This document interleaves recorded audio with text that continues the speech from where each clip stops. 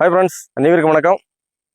அன்பு சொந்தங்களே, நான் இப்போ உங்களுக்கு சொல்ல போகிறது உங்களுக்கு மரங்கள் இருக்கலாம், தோட்டத்தில் மரங்கள் இருக்கும். அந்த பெரிய பெரிய மரங்களுக்கு இடையில என்ன வாழை வைக்கலாங்கிறத சொல்ல போகிறேன்.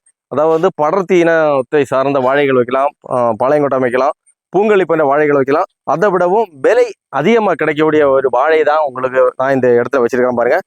முதல்ல பாருங்கள், நான் வாழை வச்சிருக்க இடத்துல எவ்வளவு பெரிய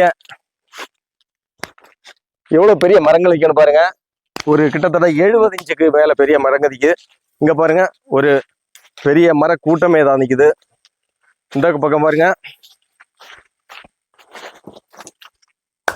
எல்லாம் அயனி மரங்கள். அது அந்த பக்கம் பாருங்க, அங்கே பெரிய மரம் நிற்கி. அதுக்கு இடையில தான் இப்போ சிங்க மாழை வச்சு குலை வெட்டிட்டு இருக்கிறேன். பெரிய பெரிய மரங்களுக்கு இடையில இந்த சிங்க மாழை வச்சாச்சுன்னா நல்ல அருமையா வளரும். இதை பாருங்க, நான் இப்போ அதுல இருந்து ஒரு கொலையை வெட்டி உங்களுக்கு காட்ட போறேன்.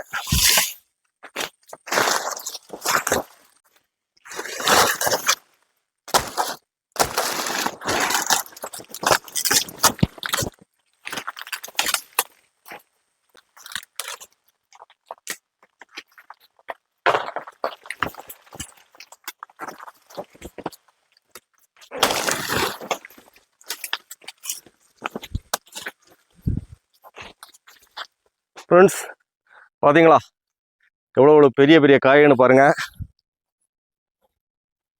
இந்த பாருங்க, ஒரு 9-10 நீளத்துக்கான பெரிய பெரிய காய்கள். இதுதான் சிங்கம் வாழை. நீங்கள் கண்டிப்பாக இந்த சிங்கம் வாழை இந்த உங்கள் மரத்துக்கு இடையில வைங்க, பயனடைங்க. நான் முதல் வாட்டி வெட்டுறது கிடையாது.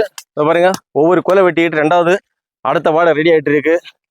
இதை பாருங்க, முதல்ல கொலை வெட்டுற தடை எப்படி நிற்குது. வாழையை பாருங்க எவ்வளோ பெருசாக வளர்ந்துக்கிட்டு இருக்கு பார்த்தீங்களா. இதை பக்கத்தில் மரம் நிற்குது. அதனால் கண்டிப்பாக நீங்கள் படத்தி வாழை வைங்க. அது கூட அதை விட முக்கியமாக சிங்கம் வாழை வைங்கன்னு உங்கள்கிட்ட கேட்டுக்கொள்கிறேன். ஓகே அன்பு சொந்தங்களே, இந்த வீடியோ பிடிச்சிருந்தா லைக் பண்ண மறந்துடாதீங்க. கண்டிப்பாக நீங்கள் இது மாதிரி உங்கள் மரங்களுக்கு இடையில இந்த மாதிரி வாழைகளை நடுங்கன்னு உங்களை கேட்டுக்கொள்கிறேன். ஓகே, இன்னொரு வீடியோவில் சந்திக்கும் வரைக்கும் அனைவருக்கும் அன்பன் வணக்கம். வணக்கம் நண்பர்களே.